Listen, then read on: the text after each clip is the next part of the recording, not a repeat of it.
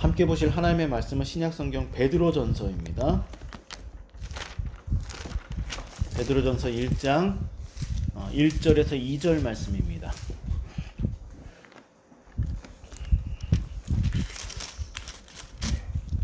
베드로전서 1장 1절 2절.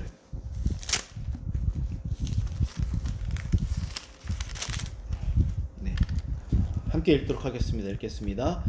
예수 그리스도의 사도 베드로는 본도, 갈라디아, 갑바도기아, 아시아와 비두니아에 흩어진 나그네 곧 하나님 아버지의 미리 아심을 따라 성령이 거룩하게 하심으로 순종함과 예수 그리스도의 피 뿌림을 얻기 위하여 택하심을 받은 자들에게 편지하노니 은혜와 평강이 너희에게 더욱 많을지어다. 아멘. 네. 지난 주일부터 하나님께서 우리의 삶에 어려운 시간들을 허락하시는 이 근본적인 이유에 대해서, 특별히 거룩한 삶에 대해서 말씀을 나누었고, 나누기 시작했고, 지난 주일에는 어떤 거룩한 삶에 대한 서론적인 이야기를, 특별히 결혼의 의미 안에서 거룩이 무엇인지에 대해서 잠시 말씀을 살펴보았습니다. 다시금 간략하게 요약한다면 거룩한 삶이란 상대방에 대한 변하지 않는 진실된 사랑과 헌신, 이렇게 이것이 거룩한 삶이다라고 말씀드렸습니다. 부부는 결혼을 하게 되면 더 이상 다른 사람에게 마음을 두지 않습니다. 오직 사랑하는 아내는 남편을 향해서 또 남편은 아내를 향해서 자신의 몸과 마음을 순결하게 보호하고 간직하고 또 그렇게 서로에게 드리는 그런 순결하고 정결한 몸과 마음을 상대방에게 진실되게 이렇게 헌신하는 그러한 것이 결혼이고, 또한 이것이 거룩한 삶이다. 하나님을 향하는 것이, 이렇게 우리의 몸과 마음을 헛된 것에, 다른 것에 두지 아니하고 하나님을 향하여서 드리는 것이 거룩한 삶이다 라고 이렇게 말씀을 드렸습니다. 이것이 지난주에 살펴보았던 거룩한 삶에 대한 어떤 서론적인 이야기입니다. 그런데 여러분들 어떻습니까? 거룩한 삶이 쉽다고 생각이 듭니까? 아니면 어려울 것이라고 그렇게 생각이 됩니까? 마치 결혼 생활이 어려운 것처럼 거룩한 삶도 어려운 것 같습니다. 거룩한 삶은 결코 쉬운 삶이 아닙니다. 무엇보다 반드시 우리 안에 특히 이 코로나 이후에 많은 그리스도인들이 교회와 또 하나님과 멀어졌다라는 그러한 어떤 결과들이 많이 나오고 있는데, 이처럼 무엇보다도 특히 요즘 시대에 보면은 내가 꼭 정말 거룩한 삶을 살아야 하나?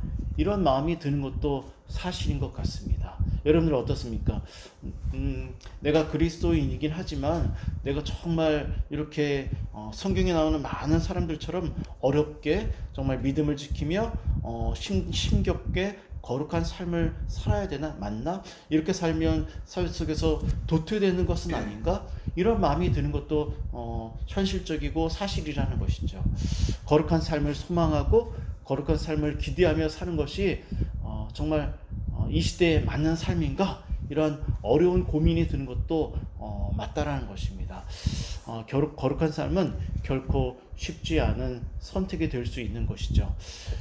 여러분은 거룩한 삶에 대한 어떤 절실함이 있습니까? 간절함이 있습니까? 정말 날마다 삶을 시작할 때마다 기도하면서 주님, 오늘도 어떻게든 믿음을 지키며 정말 하나님을 닮아가고 정말 하나님께 내 마음과 삶과 이 모든 것들을 진실되게 정결하게 헌신하고 순종하는, 또 하나님을 닮아가는 하나님의 자녀처럼 살아가는 이런 거룩한 삶을 살겠습니다라는 그런 절실함이 우리 안에 있느냐라는 것입니다.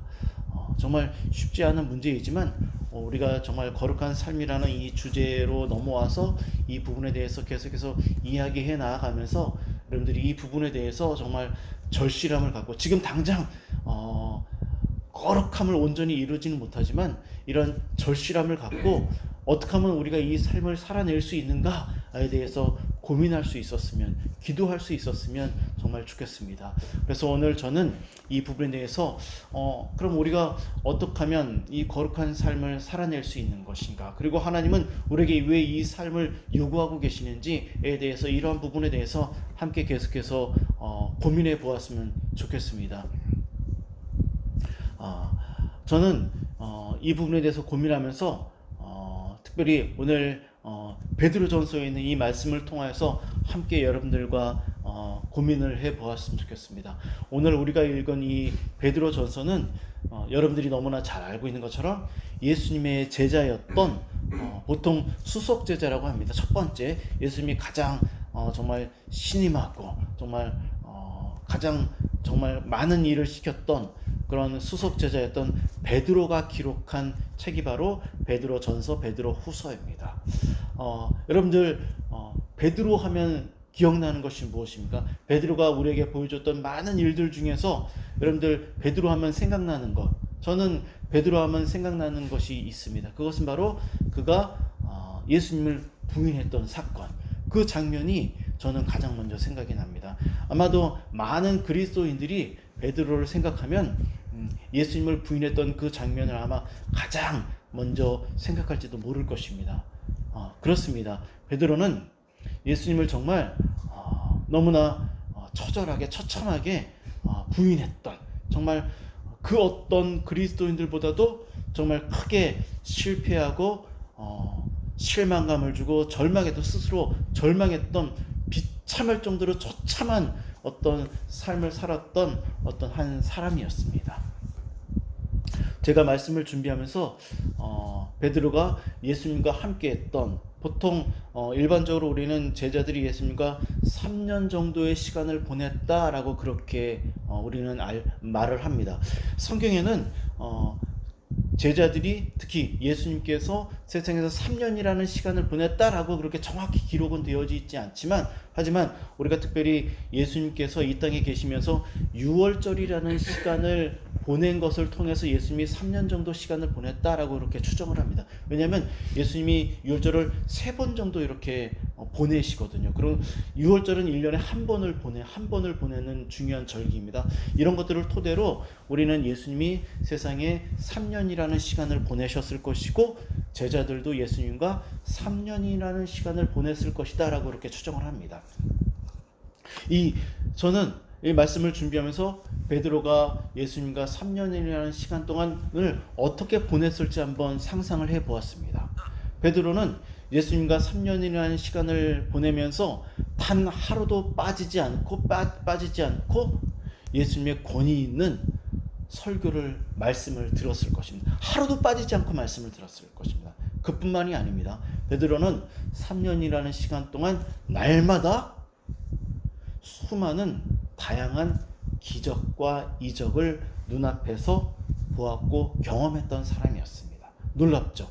3년이라는 시간 동안 단 하루도 빠짐없이 예수님의 그 권위 있고 능력 있는 놀라운 하나님의 말씀을 들었고, 또한 수많은 이적, 죽었던 자를 살리고, 눈먼 자를 눈뜨게 하시고, 다리 저는 자를 걷게 하시고, 이런 정말 수많은 이적들을 예수님은 행하셨습니다. 그것을 베드로는 눈앞에서 보았고 경험했습니다.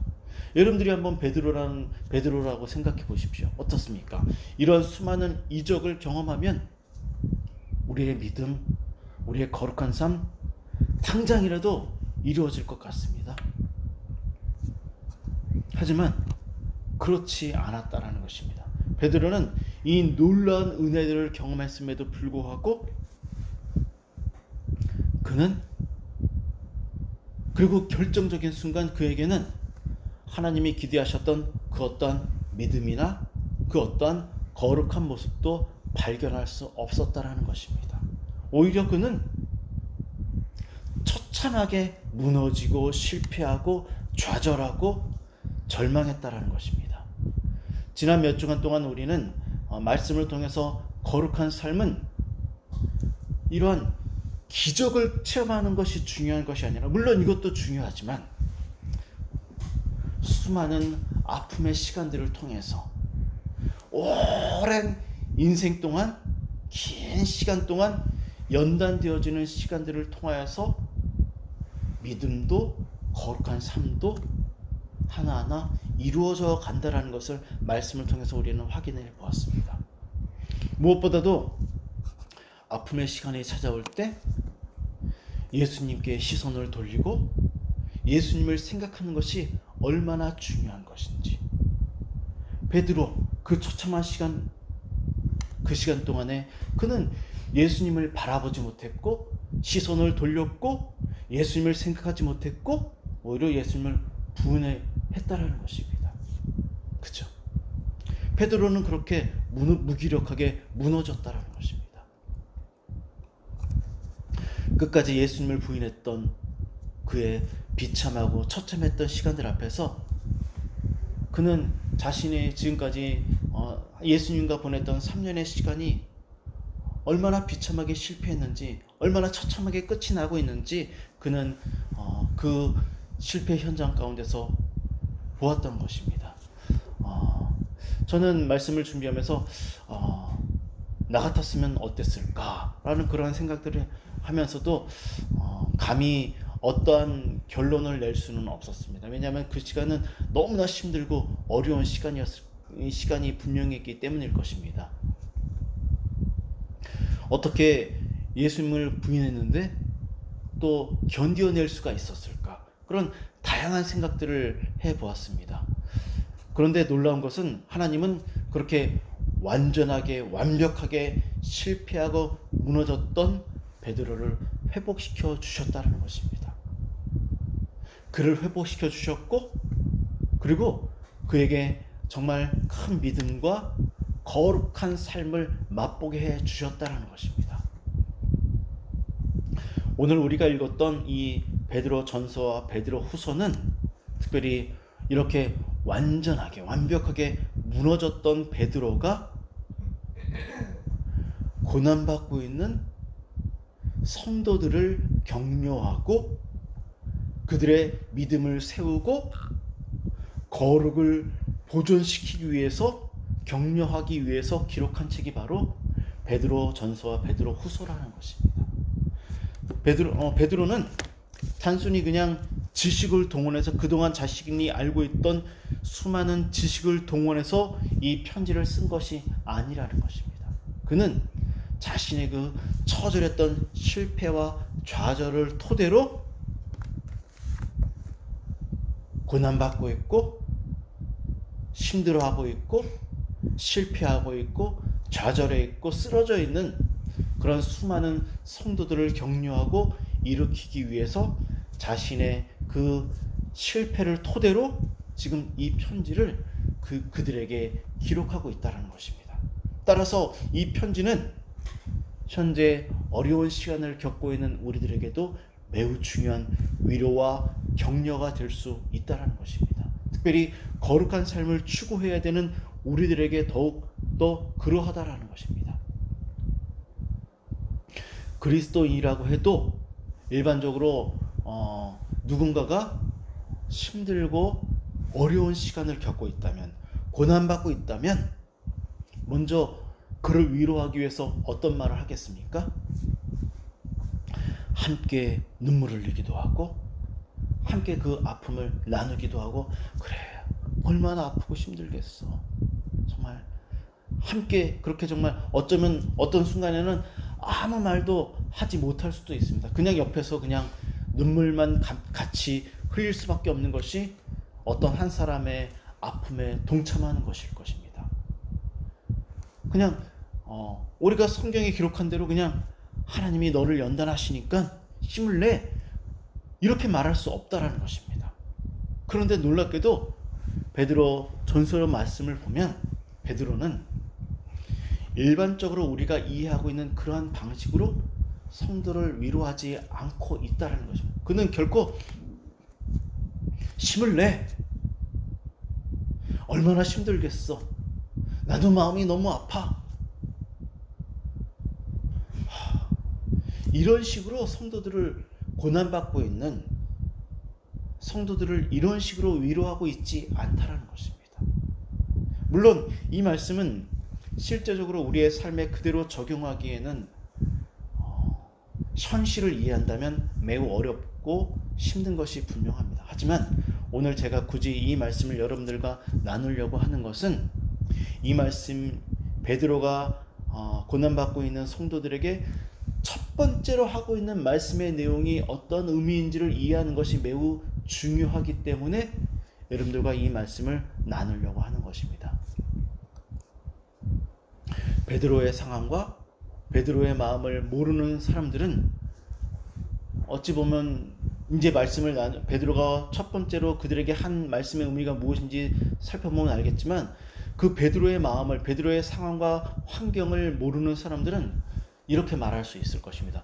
야, 베드로 너무 메마르고 건조하고 너무 교리적으로 딱딱한 사람이 아닐까? 어떻게 고통받고 있는 사람들에게 위로를 먼저 하는 것이 아니라 이렇게 먼저 말을 할 수 있을까?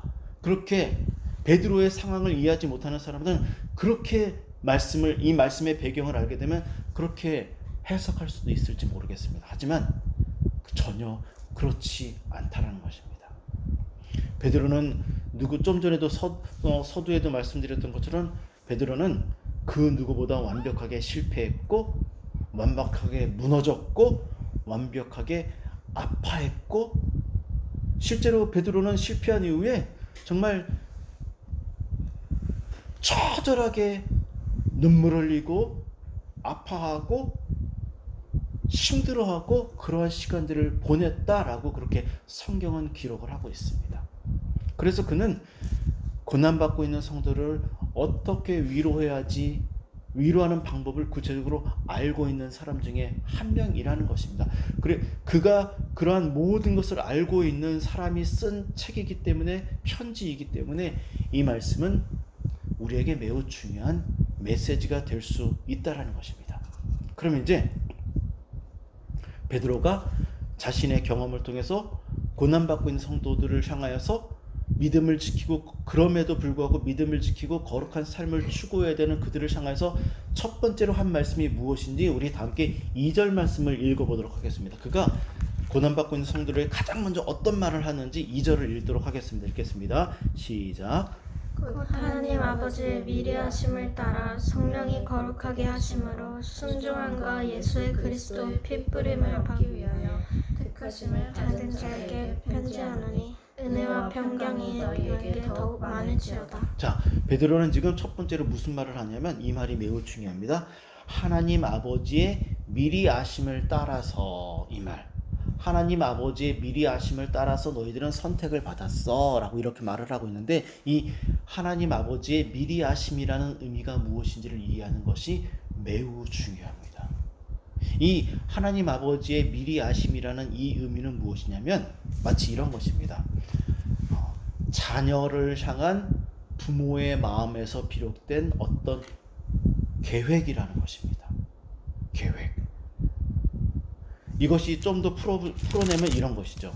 하나님이 우리를 진심으로 사랑하시고 아끼시기 때문에 우리의 유익을 위해서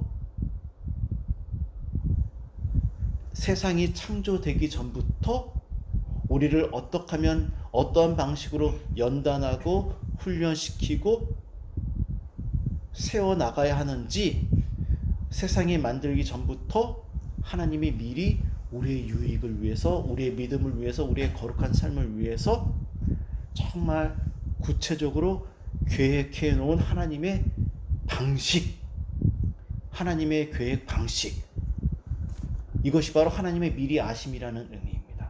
하나님은 우리의 유익을 위해서 세상이 창조되기 전부터 어떤 사람에게는 질병을, 어떤 사람에게는 사고를, 어떤 사람에게는 고난이라는 이러한 방식을 하나님이 직접 그에게 쏟아붓는 것이 아니라 늘 제가 강조하는 것처럼 허용하시는 것입니다.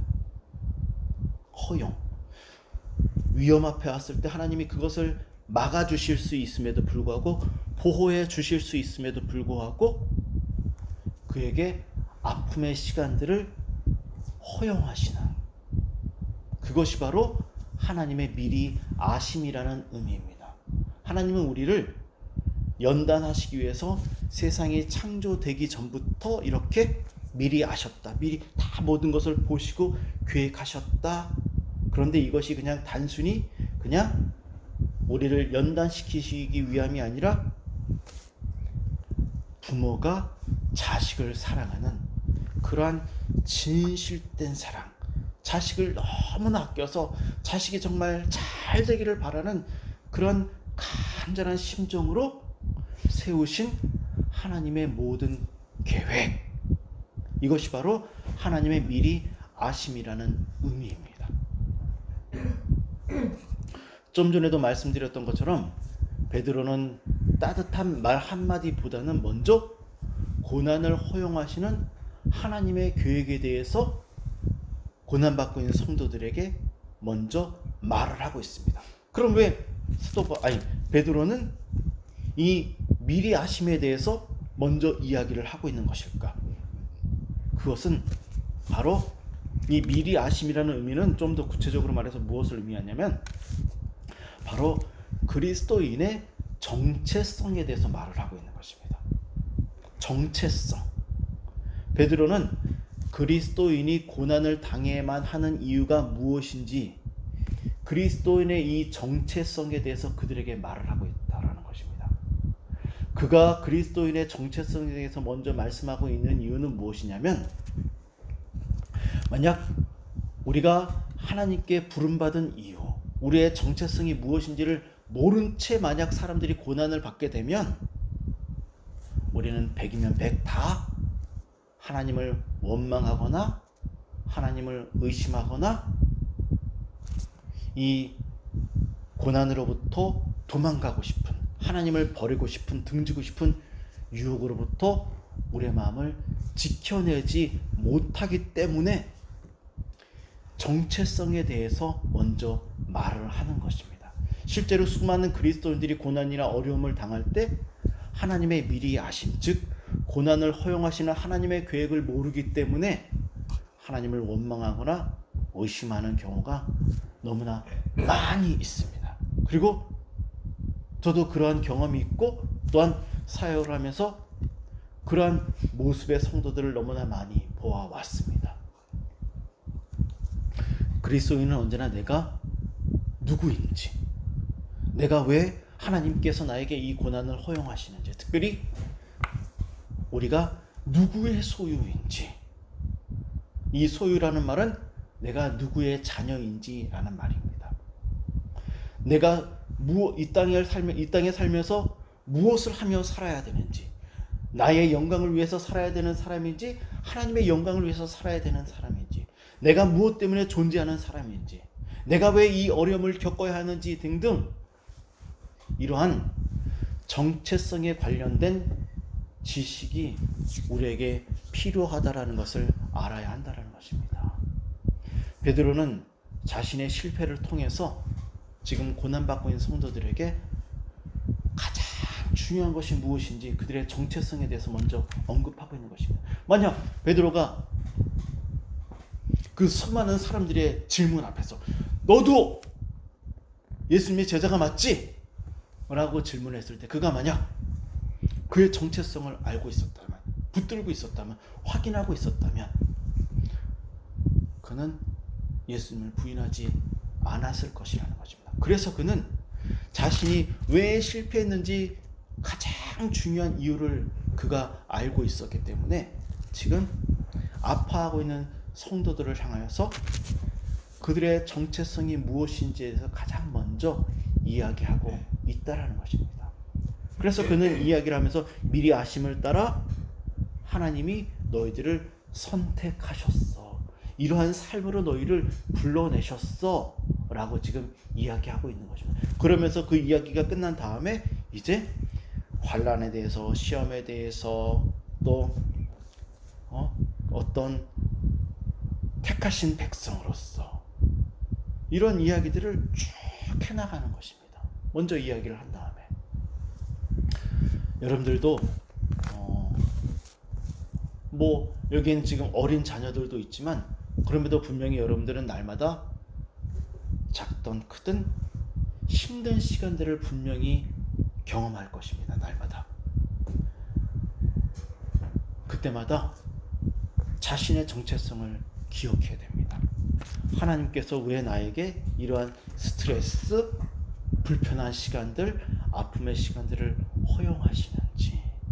저는 여러분들의 어린 시절들을 이렇게 보면서, 그리고 제 어린 시절들을 보면서 이런 생각들을 정말 많이 합니다. 그것은 무엇이냐면, 내가 10대 때, 20대 때부터 이러한 교리적인 하나님의 말씀들, 이러한 중요한 복음의 교리들을 내가 그때부터 정말 잘 알고 있었다라면 내 삶이 지금보다 더 잘 준비되어져 있지 않았을까? 더 의미 있는 삶을 살아내고 있지 않았을까? 그러한 생각들을 수없이 많이 합니다. 여러분들에게 주어진 이 시간들을 정말 소중하게, 정말 멋지게 잘 원 없이 그렇게 사용할 수 있었으면 좋겠습니다. 특별히 그리스도인의 정체성을 잃지 않고 그렇게 미래를 잘 준비해 나갔으면 좋겠습니다. 그래서 내가 존재하는 이유가 무엇인지, 하나님이 나를 부르신 이유가 무엇인지, 하나님이 나에게 이렇게 불편한 시간들을 허용하시는 이유가 무엇인지, 그것은 나를 진심으로 아끼고 사랑하시기 때문에 나를 만들어 가시기 위해서 이런 시간들을 허용하셨다는 것을 여러분들이 깨닫고, 그 시간들 앞에서 예수 그리스도를 붙드는 여러분들이 되기를 진심으로 부탁을 드립니다. 말씀을 마무리하도록 하겠습니다. 하나님은 모든 그리스도인들을 향하여서 계획을 세워 놓으셨고, 그리고 그 계획은 진심으로 우리를 사랑하신다는 그 사랑 가운데서 세워 놓으셨습니다. 얼마나 빨리 하나님의 계획, 그리고 우리의 정체성을 우리가 바르게 회복하고 세우느냐가 우리의 인생을 보다 정말 잘 준비해 나갈 수 있는 키가 되는 것 같습니다. 여러분들 정말 하나님의 자녀로 멋지게 정말 살고 또 준비해 나가기를 원한다면, 하나님이 나를 향해 세우신 구체적인 계획이 무엇인지에 대해서 날마다 기도하시면서, 특별히 말씀을 더 깊이 사모하면서 묵상하십시오. 그러면 우리의 인생은 말씀 안에 다 기록되어져 있습니다. 내 인생이 구체적으로, 황생이라는 인생이 어떻게 구체적으로 세워놓지는 않았지만 내가 어떠한 방식으로 살아가야 되는지에 대해서는 말씀 안에서 다 기록되어져 있다는 것을 여러분들이 분명하게 깨닫고, 여러분들은 하나님의 자녀입니다. 하나님의 소유입니다. 여러분들의 존재 이유가 무엇인지를 날마다 기도하면서, 그렇게 또한 우리 안에 펼쳐진 또한 이번 일주일간의 삶을 또한 그러한 마음으로 살아내시고 예수 그리스도를 바라보고 생각하시는 여러분들 되기를 주님의 이름으로 축원합니다. 우리 다 함께 기도하도록 하겠습니다.